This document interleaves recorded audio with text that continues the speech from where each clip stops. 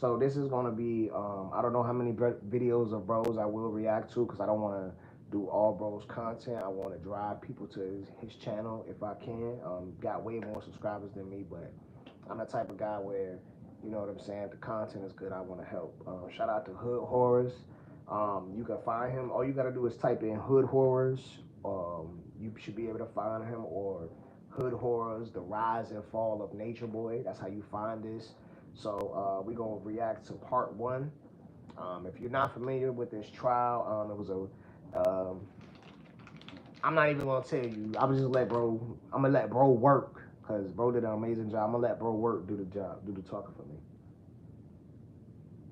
On March 1st, 2024, self-proclaimed cult leader Eligio Bishop, also known as Nature Boy, was sentenced to life without the possibility of parole, plus 10 years for rape, unlawful restraint, and 3 counts of revenge porn. The trial took place in Atlanta, Georgia, and lasted a week. It took the jury less than 8 hours to return a guilty verdict. Eligio Bishop guilty on all counts. Eligio Bishop has just been found guilty of rape, false imprisonment, and posting revenge porn online. The DeKalb County judge issued the maximum sentence, sending Bishop to prison for life. This unbiased and detailed documentary series will chronicle the full story of Nature Boy, from his birth in Harlem to the leader of Carbonation, his spiritual cult that traveled throughout Central America. The story is quite intriguing. Some say Nature Boy's life sentence was his karma. You be the judge.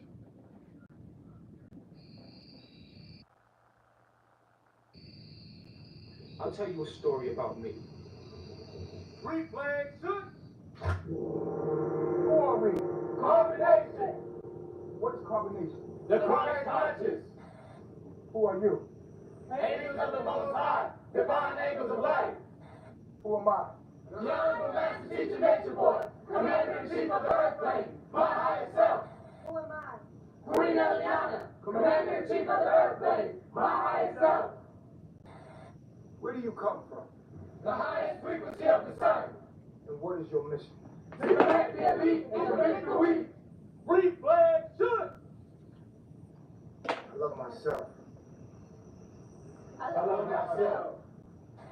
These are my motherfucking worshipers, and that's what the fuck they do. They sit around and look at me all day in awe. Everything that I say, they stuck on me.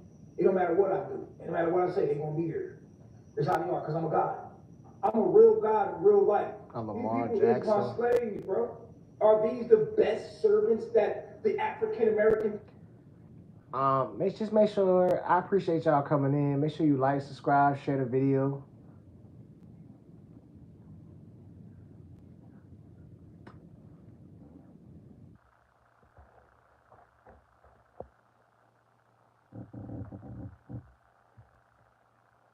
My audio ain't right on this one.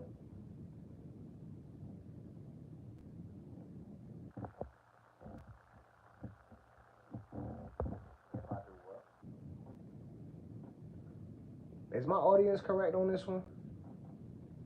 My audience got to be correct. I don't never, it says required, so yeah. Have to offer? No. This is good practice. For Lamar Jackson edit. How long it take me? For Couple those of you not seconds. familiar with Nature Boy or Carbonation, Couple you're probably seconds. thinking to yourself right now, what the fuck is this? To get a full understanding and a detailed answer to that question, we have to start the story in Harlem in the year 1982. I don't know what that means, bro. The nation's largest black ghetto, its worst slum, and perhaps its largest breeding ground for crime on the streets. The war on drugs, the crack era, I emerged from that. Although the crack epidemic wouldn't start until a few years later, it totally destroyed inner cities throughout the United States. In the early 80s, most inner cities were already in shambles because of heroin. Harlem at the time was the epicenter of the heroin trade and had been for decades. In just this 1 square Did mile you? of Harlem, police estimate that 20,000 of the 80,000 who live here. Have you ever heard of this? Are heroin addicts. Have you ever heard of this story? This is the story of Eligio Bishop. If I grab the camera, like act like I'm grabbing it.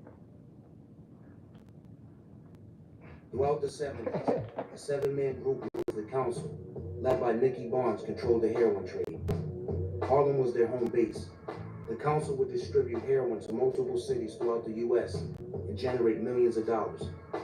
Nicky had been dubbed Mr. Untouchable by the media after successfully beating multiple charges and arrests throughout that era. In June of 1977, Nicky Barnes appeared on the front page of the New York Times. This would prove to be his downfall.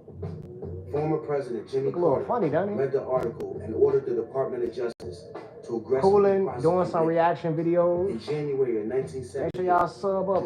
Good content coming. Nicky would be sentenced to life. Panels, everything. Guy Fisher, along with other council members, would take over the operation once Nicky was sentenced.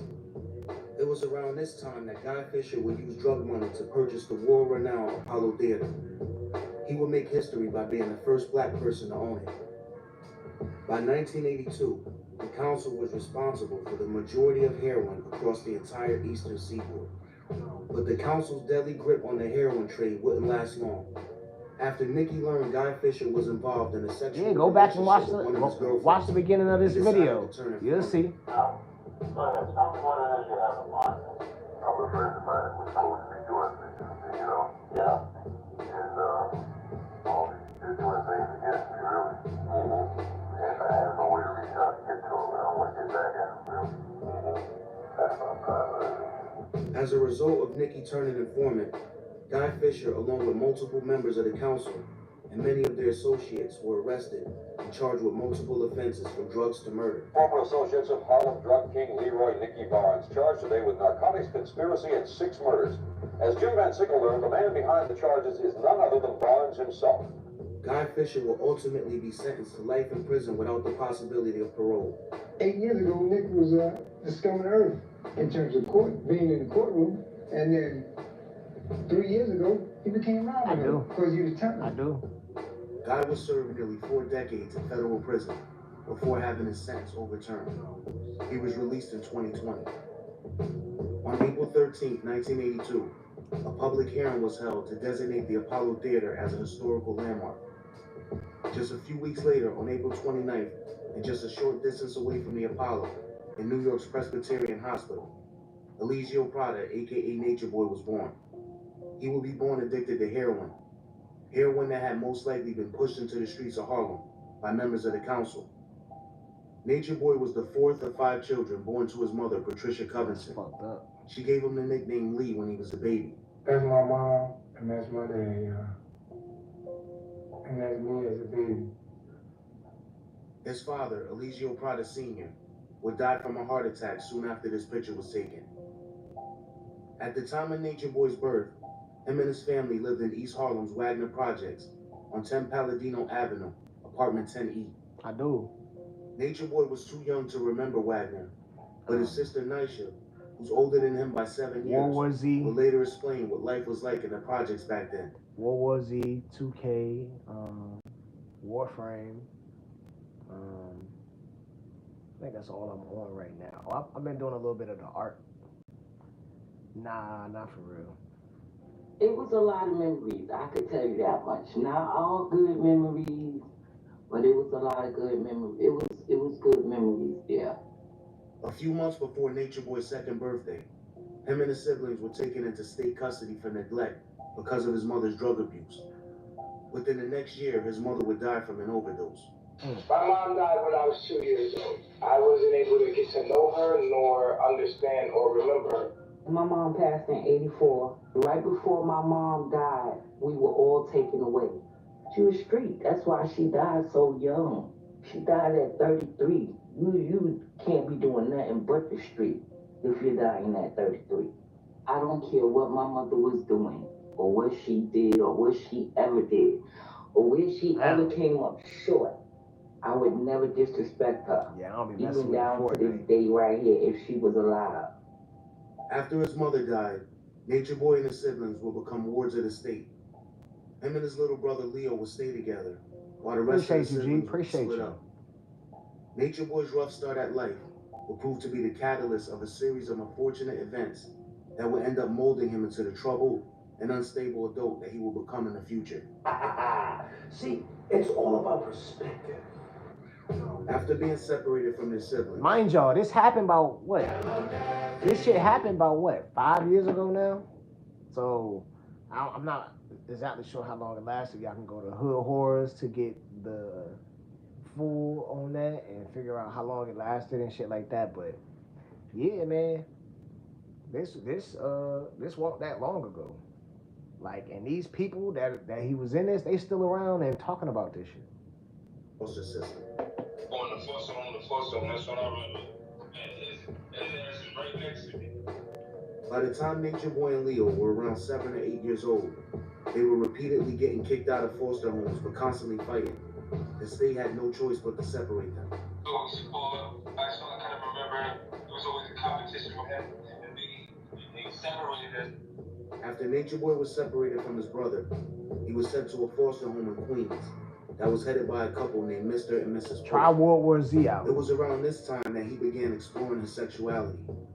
He stated that he began humping boys and girls whenever he got the chance.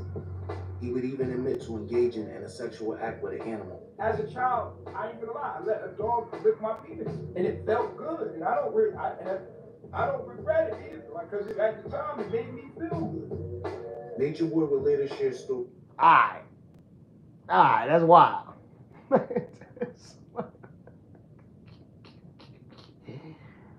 That's wild. Letting the dog get you off is crazy.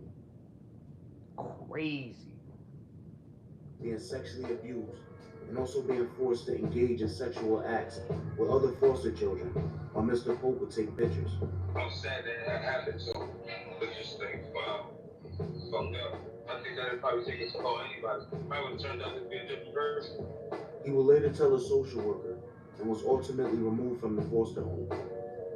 Nature Boy would be reunited with his brother, and together they lived in this building in Patterson Projects in the Bronx with a foster mother named Miss Dukes. Sometime between the years of 1989 and 1993, Nature Boy and Leo were both adopted by the Bishops, a middle-class couple in Willingboro, New Jersey. They lived in this house on Evergreen Drive. Both of us got adopted, so our last names changed. So all of a sudden, both our last names from Bishop. We had 2 fruit trees in the backyard, check that out. So I don't really talk my personal opinion. Although the Bishops were financially well off, Nature Boy would later recall being denied the simplest things while living in their household. They wouldn't let us use a washing machine. I had to wash my clothes by hand. She wouldn't let me have lights in my room. Like, there was no light in my room. It was just a dresser, darkness. Soon after being adopted by the Bishops, Nature Boy and Leo were both diagnosed with behavioral disorders, and they were both put on medication. I had hyperactive abuse, had attention deficit disorder, some more shit, I don't know. She took us out of regular school and put us in special ed. She put us on Ritalin so she could get an SSI check for us. She used us as a hustle. She didn't adopt us because she wanted to adopt us. She adopted us because she was trying to make a check. According to Nature Boy, the chores seemed endless. He recalled working for hours upon hours in Mrs. Bishop's garden and having endless chores in and outside the house. She made us slave in her garden, and she was a very mean lady. The Bishops owned a church, so attending service every Sunday and having Bible study on a regular basis was mandatory. As time passed, the Bishops began using corporal punishment as a form of discipline. Getting spanked with a belt was to be expected if they broke the rules. I didn't want to, get my ass beat up like there's something wrong or, chastised. You only got up the ones where you chastised. I didn't take it as a bad note. I was like, I don't have to do that no more because I can't sit down. While Leo understood spankings to be a form of discipline, Nature Boy thought the complete opposite. He looked at it as pure abuse. I was abused by the Bishops. They abused me. After a few years of living with the Bishops, Nature Boy started running away from home as a form of rebellion. Soon he began getting arrested for breaking into cars and houses with friends from his neighborhood. You ever heard of I this got story? locked up for robbery, burglary, breaking the entry. Nigga, I got locked up for everything. Nigga, I don't know what I was locked up for. I also, I was committing so many crimes. At the age of 14, Nature Boy was ultimately sentenced as a juvenile to serve 5 years incarceration. They told me I had 5 years, but to me, that seemed like a lifetime. He would first be sent here to Jamesburg Detention Center, where he would stay until just after his 16th birthday. He then was sent to another facility where he would stay for another 2 years. I just wanted to die. Try to slice my wrist, try to kill myself, like everything. I remember hanging myself, I hung myself in my cell. After multiple threats and attempts to commit suicide, they transferred him to a mental institution. I was in that bitch for 6 months. Every 2 months I had to go to court. I went to court 3 times. Now, with Cox Internet and Mobile, the price of your... No, you can ask your questions. It just depends on me whether I answer them or not, respectfully. No medication, and we can't keep him here. It was around this time that Nature Boy would ultimately track down his sister Nisha. I got a call, and he was like, it's her, it's my sister, it's my sister. I was looking for you all my life. I was looking for you. And I found you. Yes, you did. He was also able to get in contact with his older sister Tanya. Tanya was like, yo. Hey, she was one of the niggas. My older sister Tanya, she was one of the niggas like, yo. Through Tanya, he was able to find out his older brother Demetrius, also known as Bam, was currently serving time in a New York State prison. In 2001, soon after his 19th birthday, Nature Boy was released and ended up moving back in with the Bishops. But after an argument, they kicked him out. They didn't give a fuck about me. I was on my own. Nature Boy would bounce from house to house, living with friends in Willingboro, until moving to Philly in late 2001. He lived with a friend on this block, 27th and Tasker in South Philly, and worked as a security guard for a few months, until he decided to join the Army. You can take the Army.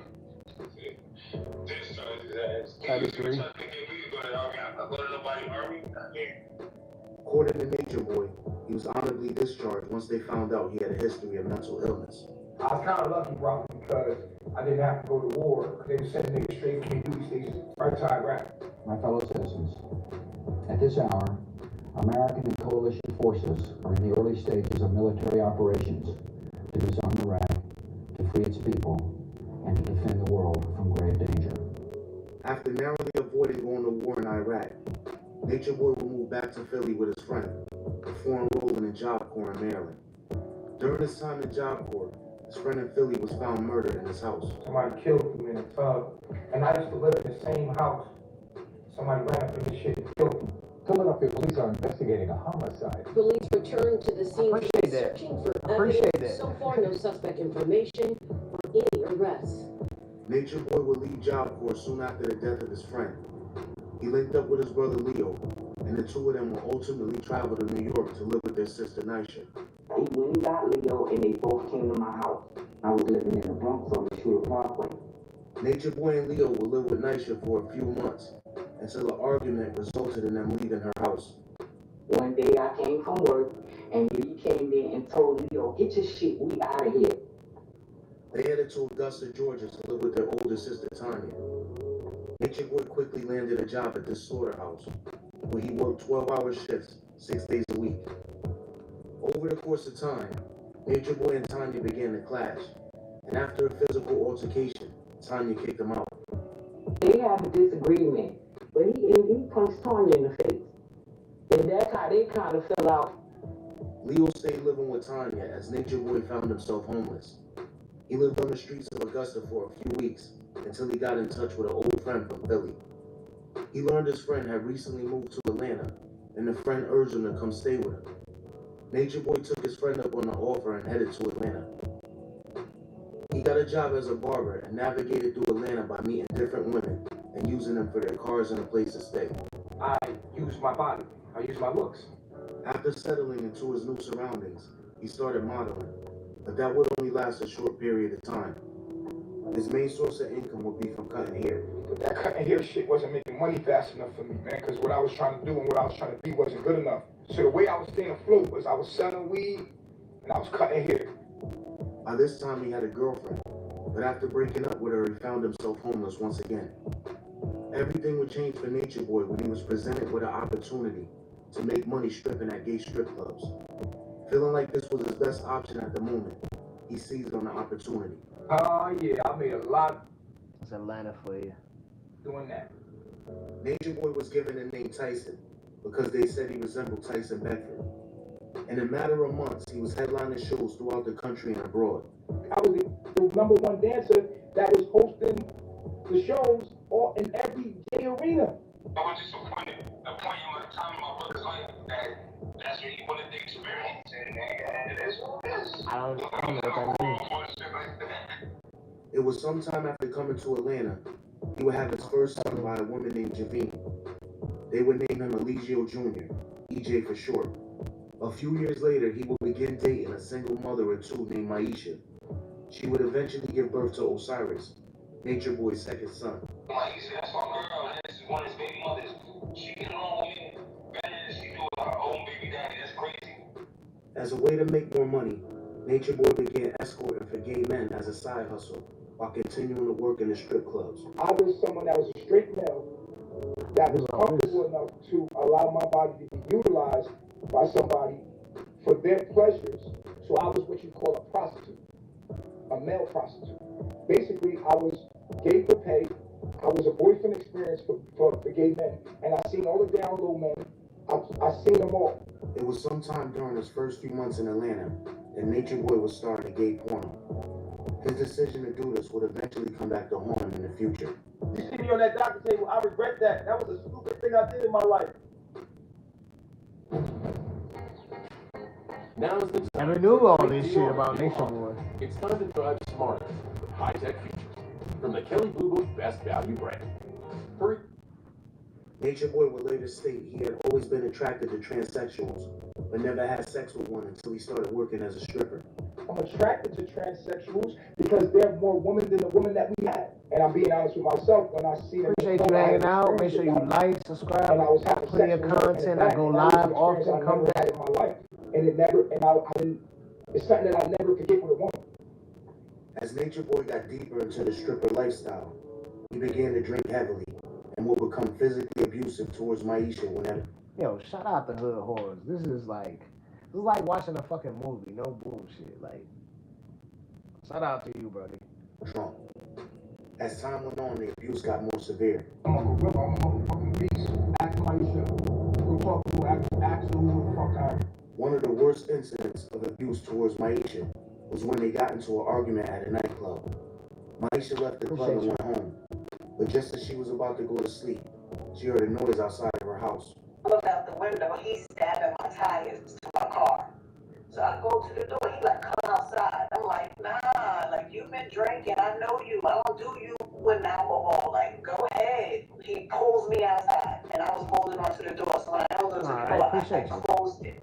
He dragged me down the stairs, he got on top of me, he was beating my face in. And I don't know how the police just pulled up in the yard. They swam on top of me, and they pulled him off of me. When I was hitting her, a cop came out of nowhere. A cop pulled me off because I'm trying to fucking murder her. The beating would leave Maisha's entire face swollen and bruised. She was immediately rushed to the hospital, and Nature Boy would be arrested for aggravated battery. The case went on for almost like a year. The judge who was on the bench, he was ready to throw the book at him. I said to the universe, if you let me off this case, I promise you, I will never get in another assault, another battery. I will never do no violent shit no more, nothing, yo. Nature Boy would end up avoiding a prison sentence when Maisha wrote a letter to the prosecutor, taking half the responsibility for the fight. Instead of prison, Nature Boy was sentenced to an anger management class and a fine. What's going on, everybody coming in? Make sure you like, subscribe, share the video if you can. I had forever these dark bags up under my eyes that stayed, and it was just not. This is a documentary about Eligio Bishop by Hood Horrors. Y'all can go check his story, his page out. Amazing fucking editing, all that. Probably, they were saying it was all blood. He encouraged me to get makeup to hide it because he also was tired of looking at me like that. Nature Boy and Maisha would eventually get back together with the hopes of leaving the past behind them and moving forward. I got sick in depression on what I did with her. Like, this is a deep relationship.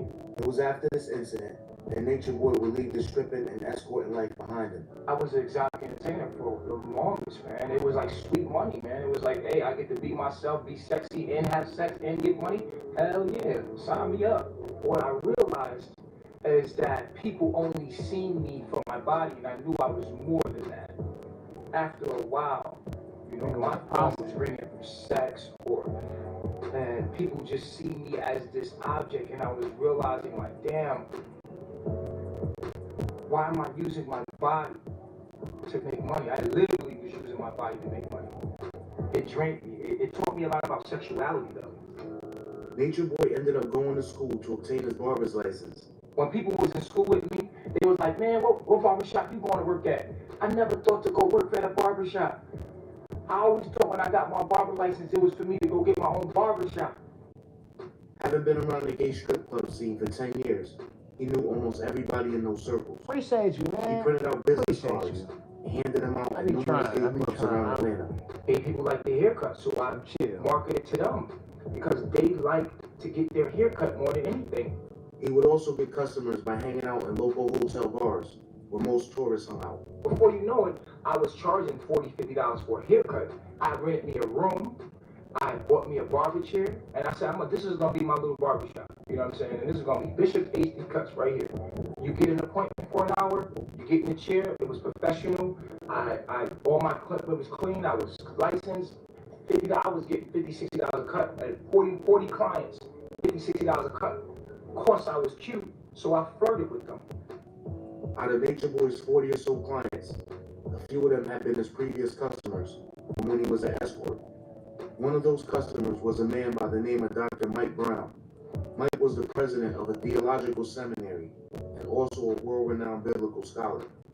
The Holy Spirit isn't already, but immortality is a not yet. Yo, this shit is good. I gotta know more. I gotta know more. Extremely close.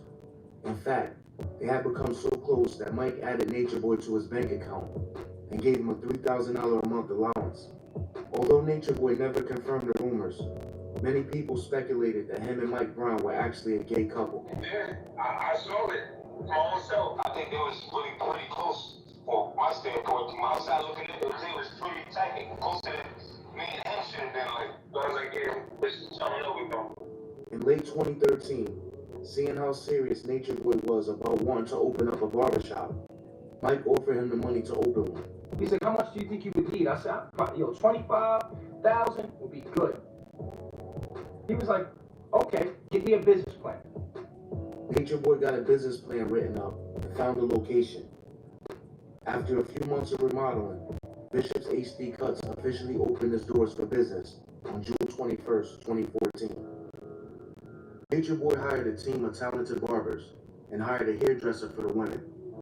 Within months of opening the shop, it was showing signs of becoming a success.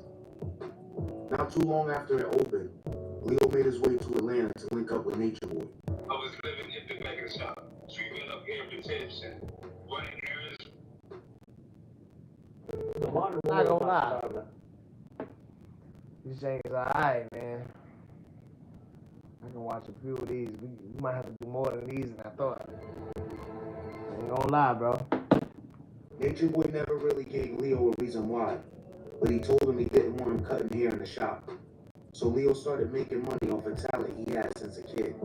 I got my own lane and start drawing people's faces, whatever they want me to draw from them, t-shirts or whatever. That's how I started making my money.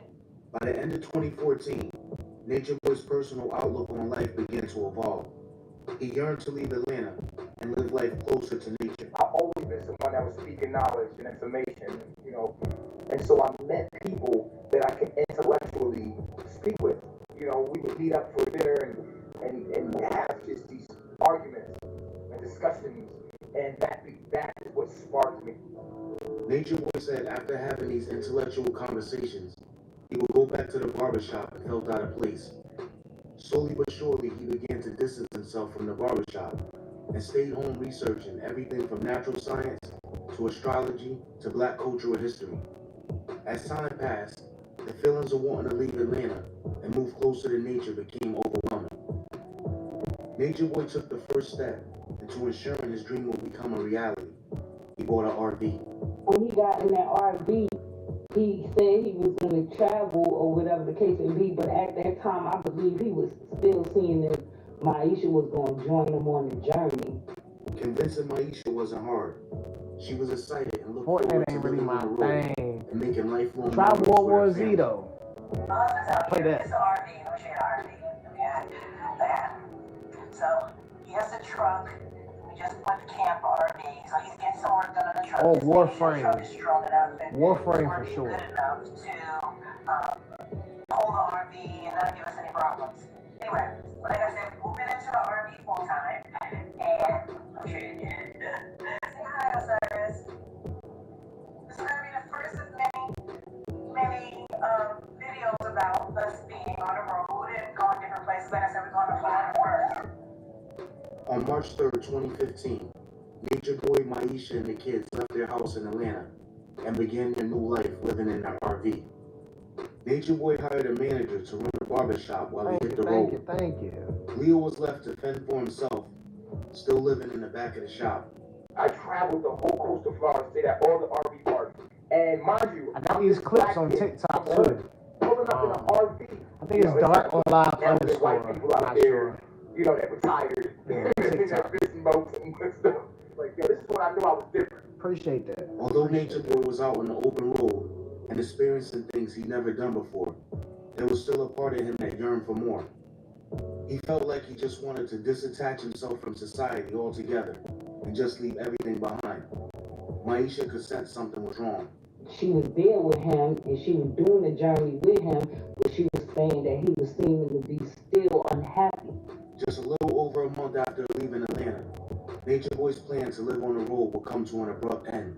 My barbershop started to fall apart, so I had to come back.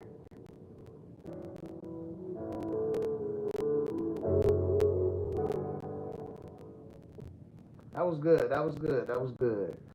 That's Hood Horrors, documentary on Eligio Bishop. I kind of want to do like a little teaser type thing.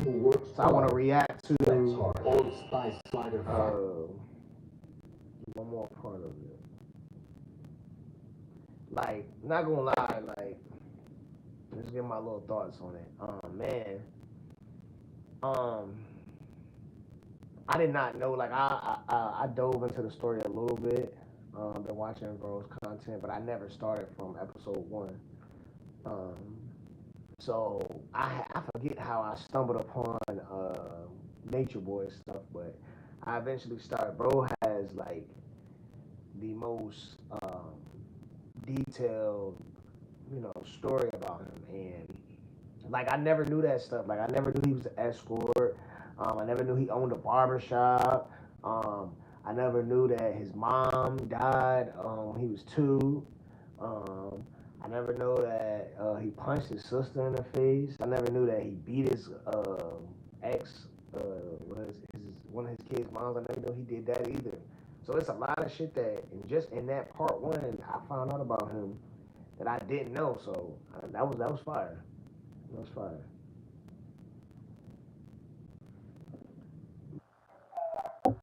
Say hi, Osiris. This is going to be the first of many videos about us being on the road and going different places. Like I said, we're going to Florida first. On March 3rd, 2015, Nature Boy, Maisha, and the kids left their house in Atlanta and began their new life living in their RV. Nature Boy hired a manager to run a barbershop while he hit the road. Leo was left to fend for himself, still living in the back of the shop. I traveled the whole coast of Florida, stayed at all the RV parks. And mind you, I'm this black kid from the hood, pulling up in an RV. You know, it's nothing but elder white people out there, you know, that retired in their fishing boats and stuff. Like, yo, this is when I knew I was different. Although Nature Boy was out on the open road and experiencing things he'd never done before, there was still a part of him that yearned for more. He felt like he just wanted to disattach himself from society altogether and just leave everything behind. Maisha could sense something was wrong. She was there with him and she was doing the journey with him, but she was saying that he was seeming to be still unhappy. Just a That's little when that over nigga was month ready to after leave a leaving motherfucking coat. Nature Boy's plan to live on the road would come to an abrupt end. My barbershop started to fall apart, so I had to come back. He was ready to leave the coat, that's why. Atlanta, and invested all of his time into getting the shop back in order.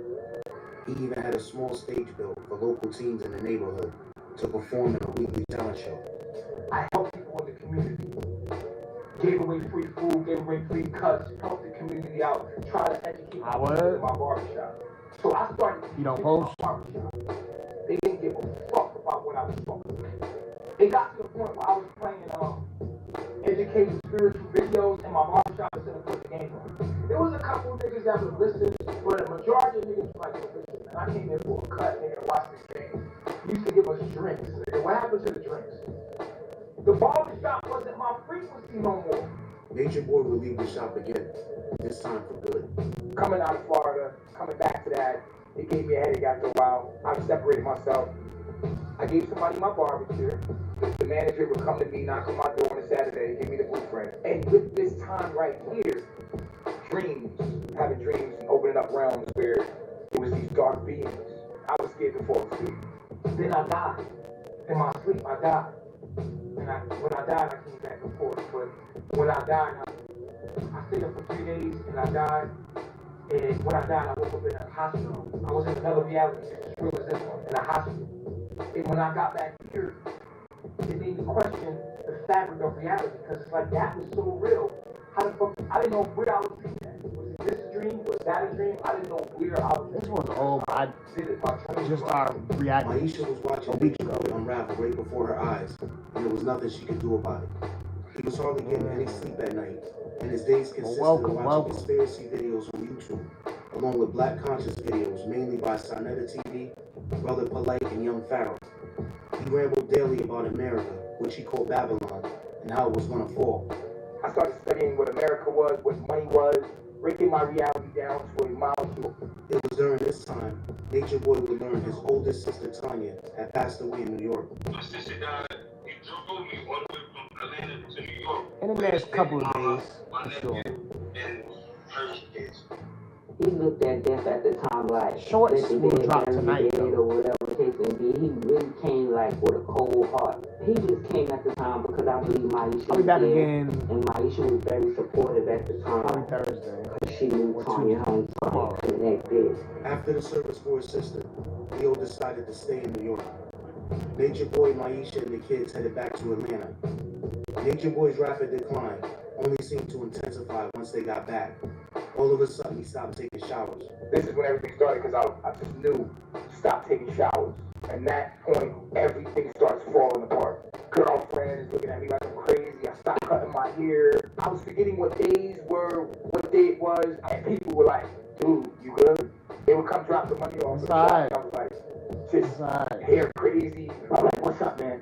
Do you realize what's going on? And people just like, yo, dude, we don't want to hear that. Maisha had finally had enough. Felt like the best thing for her and the kids to do was move on. So she got gone. She went with her family in South Carolina or wherever. Alright, so I'm not going to get into the whole video of that, but his name is Hood Horse. Make sure y'all check out the video. I appreciate y'all kicking it. Like, subscribe, and definitely share the video. Share the video. Share the video.